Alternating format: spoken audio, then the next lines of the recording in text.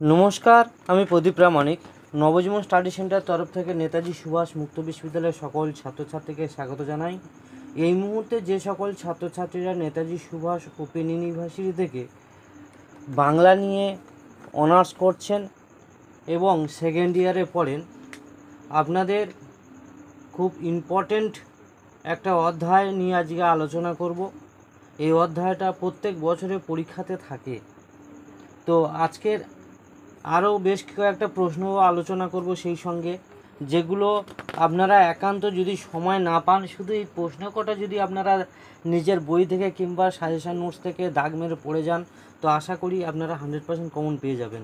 তো আমি আজকের বেশি কিছু নিয়ে আলোচনা করব না, যেহেতু আজকের একটা অধ্যায় নিয়ে আমি আলোচনা করব বলে এসেছি। তো আমি তবুও এর মধ্যে কয়েকটা ইম্পর্টেন্ট অধ্যায় আমি বলে দিচ্ছি, যেমন মহাকাব্য কাকে বলে, মহাকাব্যের লক্ষণ সম্পর্কে আলোচনা করো। এটা খুব ইম্পর্ট্যান্ট প্রশ্ন এবছরের। এছাড়া আপনাদের যে একাঙ্ক নাটক কাকে বলে, কবিগান কাকে বলে, সনেট কাকে বলে, এইগুলো এবং সেই সম্পর্কে বিস্তারিত আলোচনা করুন। প্রহসন কাকে বলে, এর বৈশিষ্ট্য এবং এর উদাহরণ সম্পর্কে যা জানেন লিখুন। এবং কমেডি নাটক বলতে কী বোঝো এবং এটা কতটা গুরুত্ব আজকেকার সমাজে, সেটা সম্পর্কে আলোচনা করো। উপন্যাস কাকে বলে, এই রকম প্রচুর প্রচুর প্রশ্ন আছে যেগুলো পরীক্ষাতে আপনি 100% পাবেনই।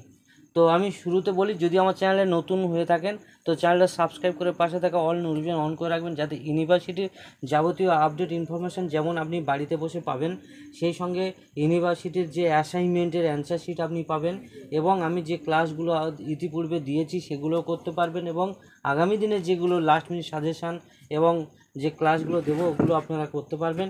অন্তত সময় যারা পাবেন না, অন্তত এই প্রশ্ন কটা যদি দেখে যেতে পারেন, আপনারা অনেক ভালো মার্কস নিয়ে উত্তীর্ণ হতে পারবেন। চলুন কথা না বাড়িয়ে আমি শুরু করি। সেটা হচ্ছে, আজকে আমি আলোচনা করব যে মহাকাব্য কাকে বলে এবং মহাকাব্যের লক্ষণগুলি কী, সংক্ষেপে আলোচনা করো এটাই।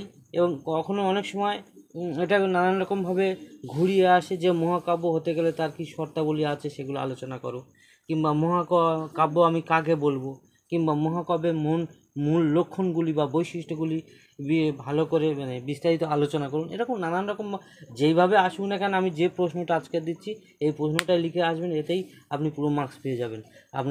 আপনারা এতে জানেন যে অলরেডি আপনাদের 10 নম্বরে করতে হবে দুটো, 5 নাম্বার করতে হবে 4টে এবং 2 নাম্বার করতে হবে 5টা।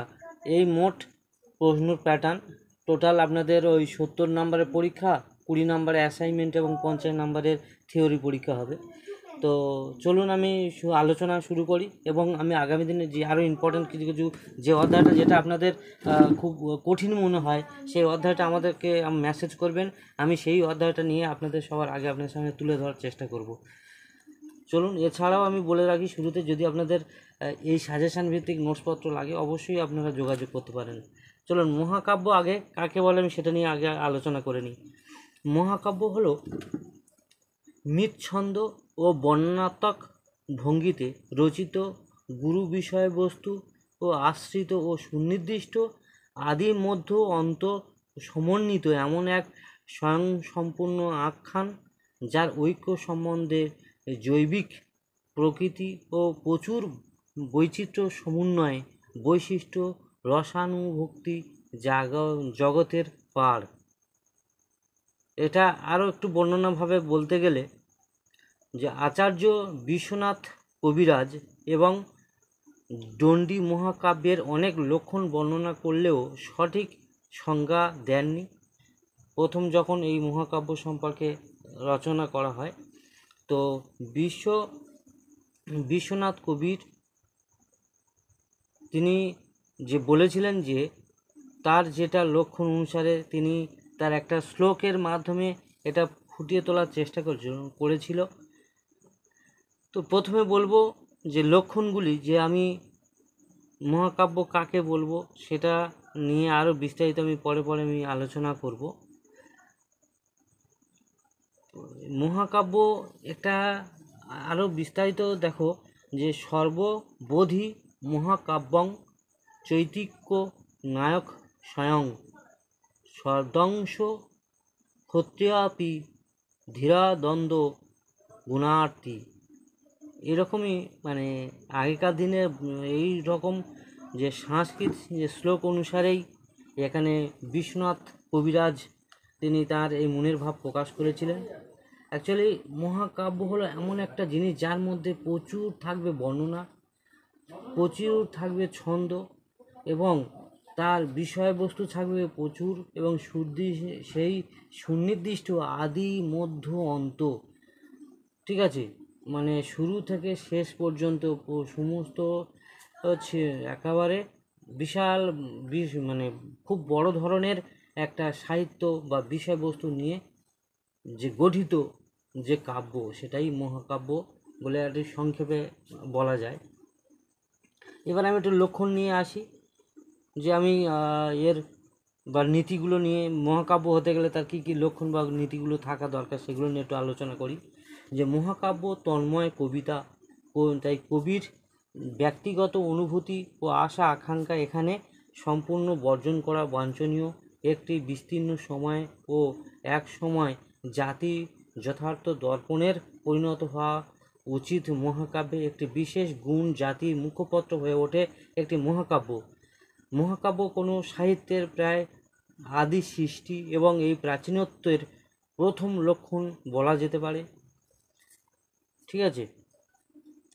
সমালোচক ও অ্যাবারস্টিক মহাকাব্যের যে সংজ্ঞা দিয়েছিল তার প্রাচীনত্ব ছিল প্রচুর, অনেক অনেক।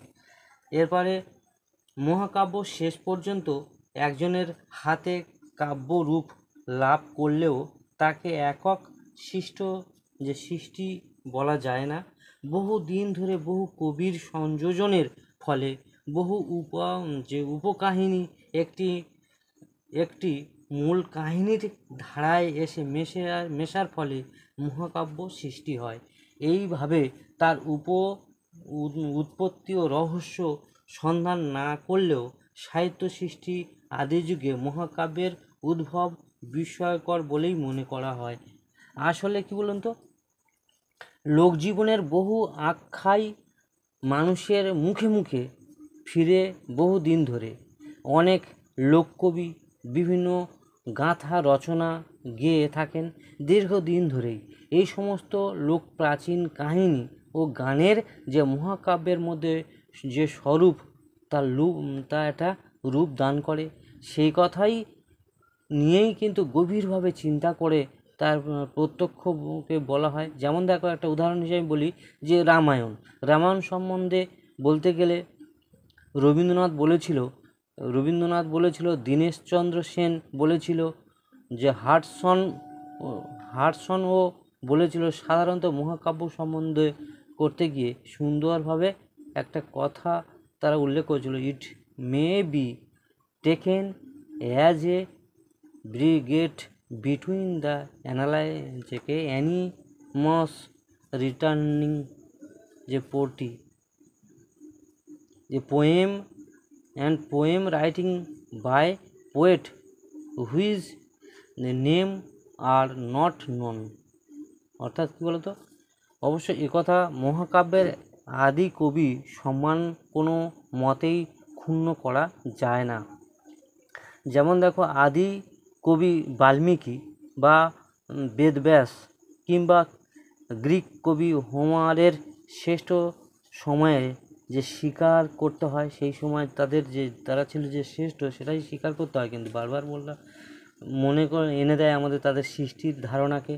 দেখো, মহাকাব্যের উৎস রহস্য যাই হোক না কেন, এর মধ্যে এর মূল যতই লোককথা বা লোক আখ্যা থাকুক না কেন, সমস্ত লোককথা বা প্রাচীন যে সঙ্গীতের লেখা একে অপরের সূত্র ধরে সর্বকালের সৃষ্টি পরিণত করে অল্প ক্ষমতার সাধ্য নয়। আচ্ছা, মহাকাব্যের চতুর্থ লক্ষণ বৈশিষ্ট্য কী না, এর আদি সারল্য।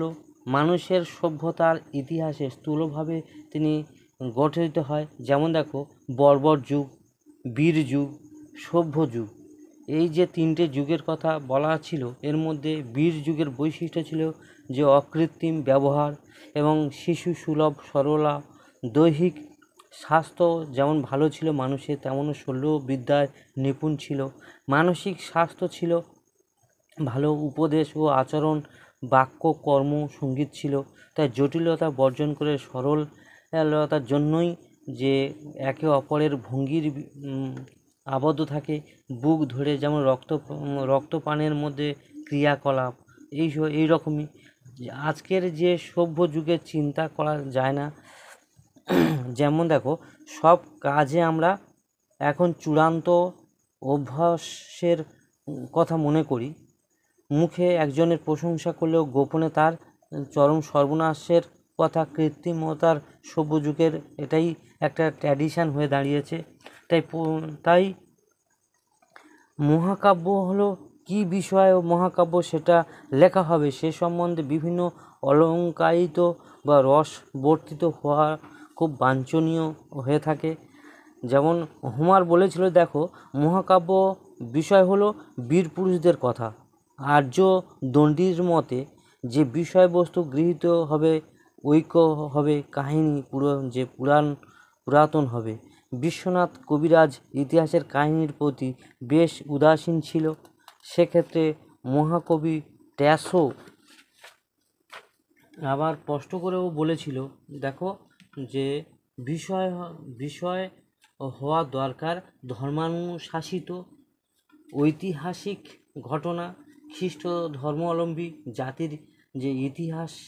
তাই কাহিনী, ইতিহাস, পুরাণ, লোককথা, এ সমস্ত কিছু মানে বীরপূর্ণ কাহিনী, রণক্ষেত্রের মতো কাহিনী যেন সেই ঘটনার মধ্যে থাকে, লেখনীর মধ্যে থাকে।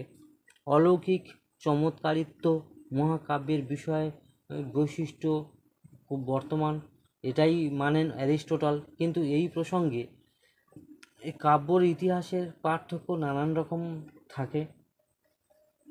সুস্পষ্টভাবে আজও পর্যন্ত খুবভাবে বলা মুশকিল যে মহাকাব্যের কি কি তথ্য থাকা দরকার। তবুও মহাকাব্যের বৃত্ত আঙ্গিক বর্তমান বিষয় সম্পর্কে তাদেরকে স্পষ্টভাবে জানিয়ে দেওয়া দরকার। মানে একটা মহাকাব্য লিখতে গেলে শুধু মানে খাপছাড়া হলে তার মধ্যে মনের ভাব ভালো প্রকাশ হয় না, তার একটা ধারাবাহিকতা থাকে। অ্যারিস্টটল সে বিষয়ে বলেছে, তার একটা কাহিনীর মধ্যে স্পষ্ট করেছিল যে আদি মধ্য অন্ত সমগ্র আখ্যায়িত হবে, সেই যে লেখার মধ্যে সেটাই হবে মহাকাব্য। এটা ছিল অ্যারিস্টটলের কাহিনী, অ্যারিস্টটলের ধারণা। আর্যদণ্ডির মতে মহাকাব্য শুরু হবে যে আশীর্বাদ, নম্রতা ও বস্তুনিষ্ঠার ওপরে।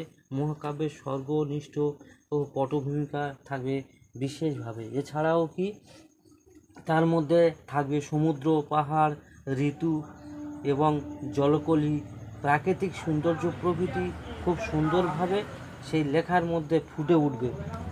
তবেই মানে মহাকাব্যের একটা অলঙ্কার বৃদ্ধি পাবে এবং তার মধ্যে মানুষের একটা আকৃষ্ট বাড়বে।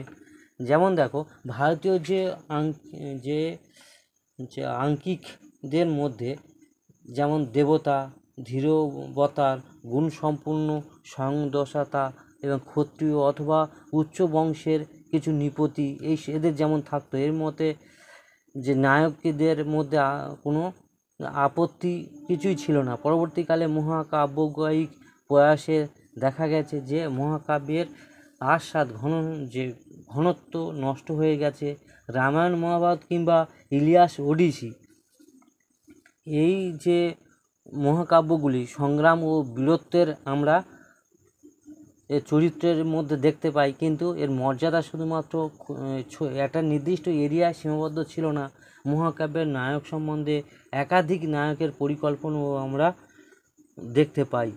তাই এই রকমের ক্ষত্রিয় শক্তির বৃদ্ধি হওয়ার ফলে তাদের এখানে বাল্মীকি যে রামের চরিত্র কৃত্তিবাসে অনুবাদের পাঠকের সুন্দরভাবে তুলে ধরেছিল। এখানে বিরল যে কৃতিত্বের অধিকারী হওয়ার পরেও দেবতা পর্যায়ে উন্নীত করেছিল এবং কৃতিত্ব বিলুপ্ত হয়ে যায়। এর কারণে দেবতাদের অসাধ্য সাধনের জন্য সাধনার করতে হতো না, কারণ নায়ক দেবতা হলে আমরা সেই রস থেকে বঞ্চিত হই। তাই মহৎ কাব্য পাঠ করে সে যে রস আস্বাদন করা হয় তা মহাকাব্যের দেবদেবীর আমরা অনেক ক্ষেত্রে দেখি, তাই নায়কত্ব দাবি আমরা অনেক সময় করি না। দ্বিতীয়ত তাদের চরিত্রের যে মানবিক চরিত্র সমতুল্য, নায়কদের মধ্যে কোনো হীনমান্যতা থাকে না। অষ্টম শেষ প্রসঙ্গ হলো যে ভাষা, মহাকাব্যের ভাষা সম্পর্কে অ্যারিস্টটল অভিমত করেছিল কি এর মধ্যে ছন্দময় এবং সুন্দর একটা গম্ভীর ওজন স্তম্ভতা থাকবে, তাই হেক্টামিট ছন্দের মধ্যে মহাকাব্যের উপযুক্ত মনে হবে। অর্থাৎ যে রীতি প্রত্যেকটি চরণে বা আচরণে দুইটি শ্বাস ঘাত ঝাঁক, এই সমস্তগুলো মনের মধ্যে একটা জাগ্রত হবে, ছন্দের ব্যাপারে আশ্চর্য দণ্ড বা সচেতন থাকবে। তিনি বলেছিলেন মহাকাব্যের প্রতিটি স্বর্গের শেষে ছন্দের বৈশিষ্ট্য সৃষ্টি করাই বাঞ্ছনীয়। আসলে মহাকাব্য এক বিরাট ও মহান সৃষ্টি বলেই তার ছন্দ ব্যবহার এমন হওয়া উচিত যাতে বিশালতার বঞ্চনা সৃষ্টি করে। অ্যারিস্টটলের জন্য যে হেরিস্টিক মিটার অর্থাৎ সর্বোত্তম বলে মনে করা হয়, তাই বঞ্চনা সৃষ্টির জন্য ছাড়াই মহাকাব্যের গভীর উপমা নতুনত্ব ছন্দ স্ফুটি লাভ করে। তাই আনুষ্ঠানিকভাবে ছন্দ মহাকাব্যের রূপে উপগণিত এবং উপভোক্ত, এবং এই মহাকাব্যই সর্বজন গ্রহণযোগ্য হয়ে ওঠে। এই পর্যন্ত আমি একটু সংক্ষেপে 10 নম্বরের মতো আলোচনা করে দিলাম। এই প্রশ্নটা কিন্তু পরীক্ষায় আসবে। আমি আগের দিনে আরও একটা ইম্পর্ট্যান্ট প্রশ্ন নিয়ে আলোচনা করব। ধন্যবাদ, ভালো থাকুন, নমস্কার।